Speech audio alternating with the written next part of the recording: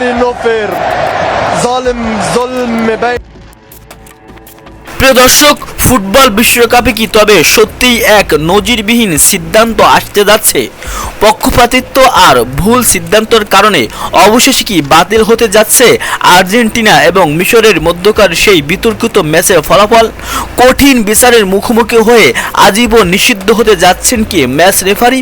Crore crore dollar জরিমানার মুখোমুখি কি তবে হতে যাচ্ছে খোদ বিশ্ব ফুটবলের অভিভাবক সংস্থা ফিফা? হ্যাঁ দর্শক, 2026 ফিফা ওয়ার্ল্ড কাপের রাউন্ড অফ 16-এর আর্জেন্টিনা বনাম মিশরের ম্যাচটি ফুটবল ইতিহাসে সমস্ত রেকর্ড ভেঙে দিয়েছে। তবে সেটি খেলার সৌন্দর্যের কারণে নয়, বরং মাঠের ভিতরের চরম বিতর্কিত আর মাঠের বাইরের অন্ধকার রাজনীতির কারণে। পুরো ম্যাচটিতে প্রায় 78 মিনিট পর্যন্ত 2-0 গোলে এগিয়ে থাকা মিশরকে যেভাবে মাত্র 14 মিনিটের ঝড়ে হারিয়ে দেওয়া হলো, তাকে খোদ ফুটবল বিশেষজ্ঞরা বলছেন ফিফার প্রাতিষ্ঠানিক চুরি। ম্যাচের পর 24 ঘন্টা পার হয়ে গেল, থামেনি এই ঝড়। উল্টো এবার বিশ্ব ফুটবলকে এক নতুন বোমার বিস্ফোরণ ঘটেছে। মিশর ফুটবল অ্যাসোসিয়েশন ইএফএ আনুষ্ঠানিকভাবে ফিফার কাছে ম্যাচ ফিক্সিং ও রেফারির পক্ষপাতিত্বের বিরুদ্ধে ম্যাচ বাতিলের দাবি জানিয়ে অভিযোগ করেছে। দর্শক, আজ ডেইলি বিডি নিউজ 24-এর এই বিশেষ ও এক্সক্লুসিভ বিশ্লেষণে আমরা উন্মোচন করব এই ম্যাচ বাতিলের পিছনের আসল রহস্য।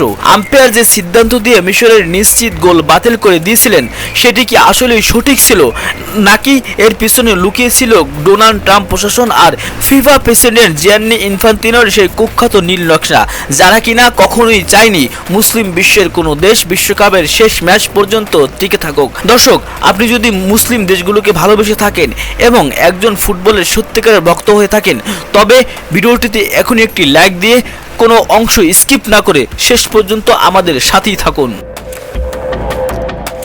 দর্শক, ম্যাচ শেষ হতেই বিশ্বজুড়ে ঝড় উঠেছে। মিশরের প্রধান কোচ হোসাম হাসান সরাসরি প্রেস কনফারেন্সে এসে গর্জে উঠে বলেছেন, এই ম্যাচে কোনো সম্মান বা ফেয়ার প্লে ছিল না।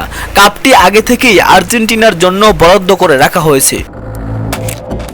শুধু মুখের কথায় নয়, মিশরীয় ফুটবল অ্যাসোসিয়েশন বা ইএফএ সরাসরি সুইজারল্যান্ডে ফিফার সদর দফতরে রেফারির বিরুদ্ধে ম্যাচ ফিক্সিং এবং পদ্ধতিগত পক্ষপাতিত্বের লিখিত অভিযোগ জমা দিয়েছে। মিশরের দাবি, ম্যাচের দ্বিতীয়ার্ধে যখন তারা 2-0 গোলে এগিয়ে যাওয়ার পথে ছিল, তখন ফরাসি রেফারি ফ্রাঁসোয়া লেটেস্কিয়ার সম্পূর্ণ উদ্দেশ্যপ্রণীতভাবে ভিএআর রিভিউর নামে নাটক করে মিশরের নিশ্চিত গোলটি বাতিল করে দেয়। শুধু তাই নয়, মিশরের পক্ষে দুটি স্পষ্ট পেনাল্টির দাবি থাকলেও রেফারি তা ভিএআর রুমে গিয়ে চেক করার প্রয়োজনও মনে করেননি। সোশ্যাল মিডিয়ায় এখন লক্ষ লক্ষ মানুষের প্রশ্ন, ফিফার আইন অনুযায়ী কি এই ম্যাচের ফলাফল বাতিল করে আবার নতুন করে ম্যাচ আয়োজন করা সম্ভব? ফুটবল বিশ্লেষকরা বলছেন, ফিফার ইতিহাসে রেফারিং ভুলের কারণে ম্যাচ বাতিলের নজির খুবই কম। তবে যদি তদন্তে প্রমাণিত হয় যে রেফারি কোনো আর্থিক বা রাজনৈতিক চাপের মুখে উদ্দেশ্যপ্রণীতভাবে এই কাজ করেছেন, তবে ম্যাচ বাতিল না হলেও রেফারিকে আজীবন নিষিদ্ধ এবং ফিফাকে বিশাল অঙ্কের জরিমানার সম্মুখীন হতে হবে। দর্শক, চলুন একটু গভীরভাবে খতিয়ে দেখা যাক সেই বিতর্কিত মোড়কে, যা পুরো ম্যাচের ইতিহাস পাল্টে দিয়েছিল।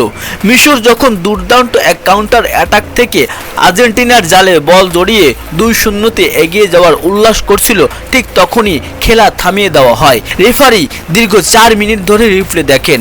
রেফারির অফিসিয়াল নিয়ম বলছে, গোল হওয়ার ঠিক আগে আক্রমণে যদি কোনো ফাউল থাকে তবে গোল বাতিল করা যায়। কিন্তু রিপ্লেতে দেখা গেছে অ্যালেক্সিস ম্যাক অ্যালিস্টার মিশরের খেলোয়াড়দের শার্ট টেনে ধরে রেখেছিলেন, অথচ উল্টো ফাউল ধরা হলো মিশরের পক্ষে। মিশরের মোস্তফা জিকো ম্যাচ শেষে ক্ষোভ প্রকাশ করে বলেন, এই টুর্নামেন্টটি কেবল তাদের অর্থাৎ আর্জেন্টিনার জন্যই তৈরি করা হয়েছে। আর্জেন্টিনার প্রথম 78 মিনিট পর্যন্ত কোনো গোল না পাওয়া, লিওনেল মেসির পেনাল্টি মিস হওয়া, সব কিছুতেই যেন এক অদৃশ্য নাটকীয়তা কাজ করছিল। যখনই দেখা গেল আর্জেন্টিনা টুর্নামেন্ট থেকে ছিটকে যাচ্ছে, ঠিক তখনই রেফারি তার পকেট থেকে একের পর এক হলুদ কার্ড বের করে মিশরীয় খেলোয়াড়দের উপর মানসিক চাপ সৃষ্টি করেন। পুরো ম্যাচে মিশরকে মোট 5টি হলুদ কার্ড দেখানো হয়, যেখানে আর্জেন্টিনার একটি খেলোয়াড়ও কার্ড পাননি। এই স্পষ্ট বৈষম্য কি প্রমাণ করে না যে ম্যাচটি মাঠে নয় বরং টেবিল টকে আগেই ফিক্সড করা ছিল? এই স্পষ্ট বৈষম্য কি প্রমাণ করে না যে ম্যাচটি মাঠে নয় বরং টেবিল টকে আগে থেকেই ফিক্সড করা ছিল? দর্শক, এই নোংরা খেলার সূত্র কিন্তু আমেরিকার ওয়াশিংটন আর হোয়াইট হাউসের করিডোরে গিয়ে ঠেকেছে।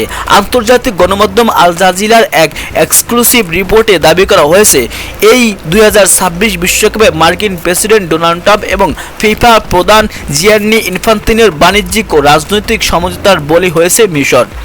দর্শক, আমরা জানি 2026 বিশ্বকাপের মূল আয়োজক ছিল আমেরিকা, আর খোদ লিওনেল মেসি এখন আমেরিকার ক্লাব ফুটবলের সবচেয়ে বড় বিজ্ঞাপন। মেসি যদি নকআউট পর্বের শুরুতেই মিশরীয় ফরোয়ার্ডদের কাছে হেরে বিদায় নিতেন, তবে আমেরিকার মাটিতে চলমান এই বিশ্বকাপের বিলিয়ন ডলারের কর্পোরেটে স্পন্সরশিপ ব্রডকাস্টিং রাইটার্স এর টিকিটের কালোবাজারি এক রাতেই ধসে পড়ত। মেসিকে টুর্নামেন্টে টিকিয়ে রাখার বাণিজ্যিক স্বার্থেই কি তবে রেফারিকে চাপ দেওয়া হয়েছিল? মিশরের কোচ হাসান সরাসরি অভিযোগ করেছেন, বিশ্ব চ্যাম্পিয়নদের টুর্নামেন্টে টিকিয়ে রাখার জন্য রেফারির উপর বিশাল আন্তর্জাতিক চাপ ছিল। এর সাথে জড়িত আছে এক গভীর ভূ রাজনীতিও। পশ্চিমা নীতি নির্ধারকরা কখনোই চায় না যে আমেরিকার মাটিতে কোনো আরব বা মুসলিম প্রধান দেশ ফুটবল বিশ্বকাপের কোয়ার্টার ফাইনাল কিংবা সেমিফাইনালে উঠে এসে পুরো বিশ্বের স্পটলাইট কেড়ে নিক। এর আগে কাতার বিশ্বকাপে মরক্কোর সাথে একই ধরনের রেফারিং বৈষম্য করা হয়েছিল। এবার আমেরিকার মাটিতেও ডোনাল্ড ট্রাম্প প্রশাসনের অদৃশ্য ইশারায় কি তবে বলির পাঠা বানানো হলো পুরো মিশর জাতিকে?